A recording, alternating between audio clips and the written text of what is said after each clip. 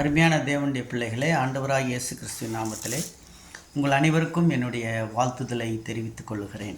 இந்த காலை வேளையிலே 2வது நாள் உபவாசத்தில் இருக்கிற நீங்கள் மத்தேயு 4ஆம் அதிகாரத்திலே நேற்றைய தினத்திலே பார்த்த அந்த 11 வசனங்களினுடைய இன்னும் ஒரு விரிவாக்கத்தின் ஒரு சிந்தனையை உங்களிடத்திலே கொடுக்கலாம் என்று நான் இருக்கிறேன்.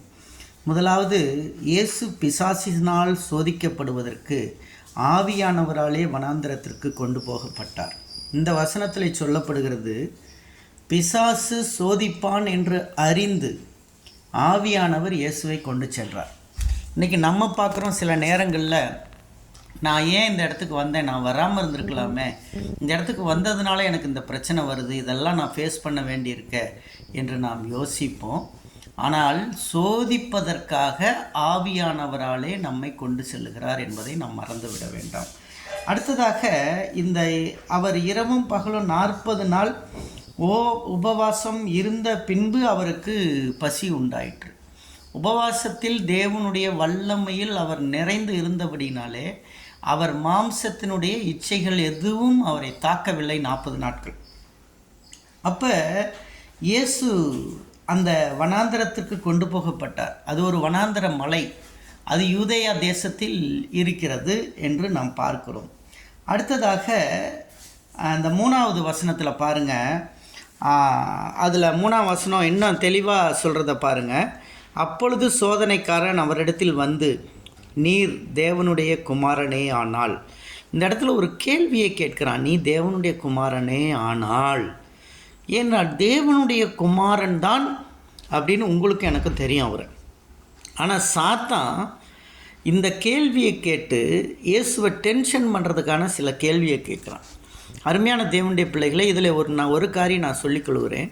உங்களுடைய குடும்ப வாழ்க்கையில் சில நேரங்களில் உங்களை பார்த்து உங்கள் குடும்ப அங்கத்தினர்கள், கணவனோ மனைவியோ, உங்களை டென்ஷன் பண்ணுற மாதிரி சில நேரங்களில் பேசுவாங்க. அந்த நேரம் நீங்கள் டென்ஷன் அடையாமல் ஞானமான பதில்களை சொல்ல வேண்டும் என்பதற்கு இயேசு ஒரு முன் உதாரணமாக இருக்கிறார். அவர் பாருங்கள், நீ தேவனுடைய குமாரனே ஆனால், நான் தேவனுடைய குமாரன் தான் அப்படின்றத அவர் திருப்பி சொல்லாமல் இந்த கல்களை அப்பமாக்கும்படி சொல்லும் என்றான்.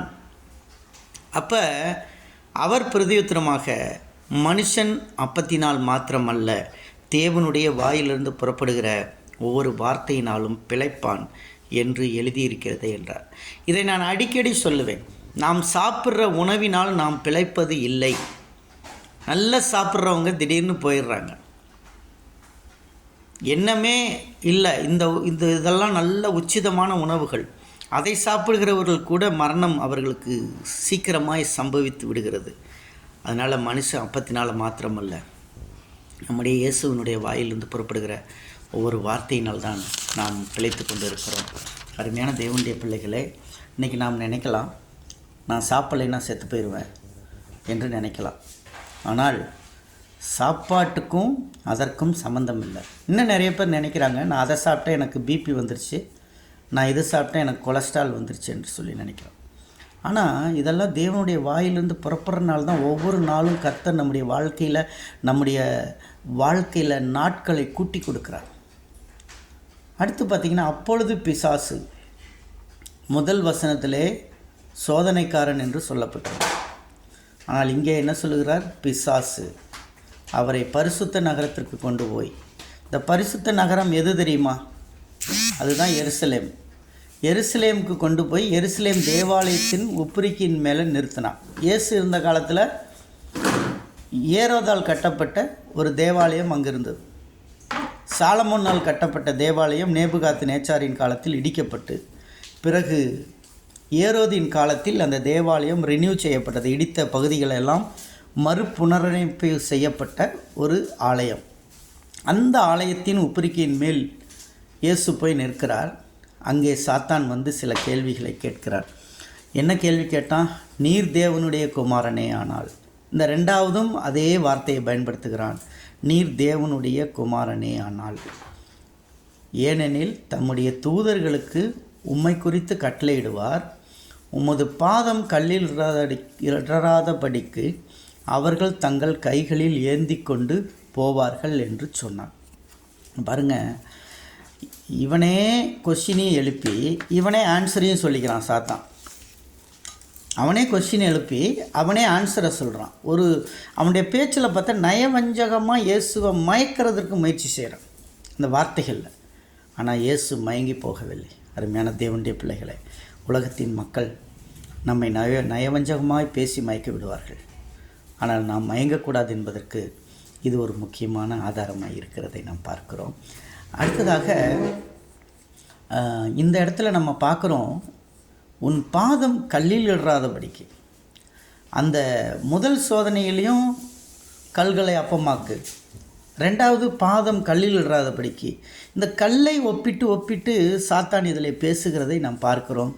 ஏனென்றால் இந்த கல்லை வைத்து அநேகரை அவன் மயக்கி வைத்திருக்கிறான் என்பதற்கு இதெல்லாம் ஒரு சான்றாக இருக்கிறது. 7வது வசனத்தை பாருங்கள். அதற்கு இயேசு, உன் தேவனாகிய கர்த்தரை பரீட்சை பாராது இருப்பாய்க.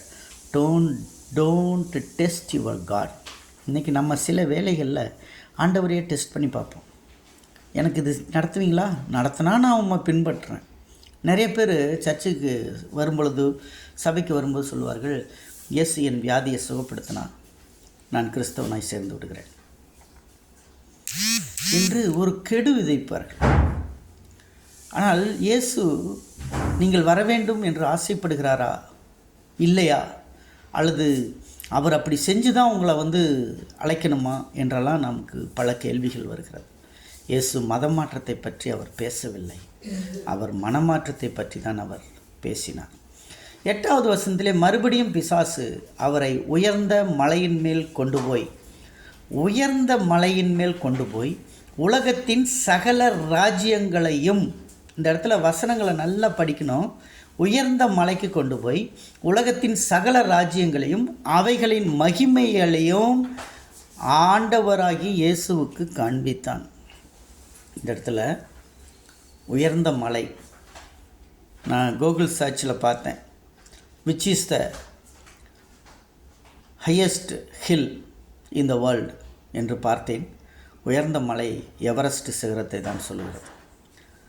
அதனுடைய எல்லைப்பகுதி சைனா நேபாளின் எல்லைப்பகுதியில் இந்தியாவில் ஆரம்பித்து சைனா நேபாள் எல்லைப்பகுதிக்கு உள்ளடக்கி 3 நாடுகளுக்கு சொந்தமான எவரெஸ்ட். இந்த சிகரம் தான் உலகத்திலே உயர்ந்த சிகரமாக இருக்கிறது.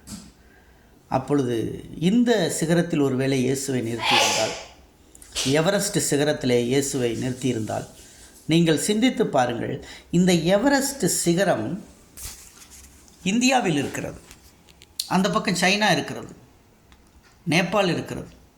இப்படிப்பட்ட நாடுகள் மத்தியிலே இந்த சிகரத்தில் நிறுத்தியிருந்தால் உலகத்தின் சகல ராஜ்யத்தையும் அவைகளின் மகிமையையும், அப்போ அன்றைக்கு இருந்த ராஜ்யங்களிலே சிறந்த ராஜ்யங்களாக இந்திய நாடு, சீன தேசங்கள், ரஷ்ய தேசங்கள், ஐரோப்பா தேசங்கள், அமெரிக்க தேசங்கள், ஆப்பிரிக்க தேசங்கள் எல்லாம் இருந்திருக்க வேண்டும்.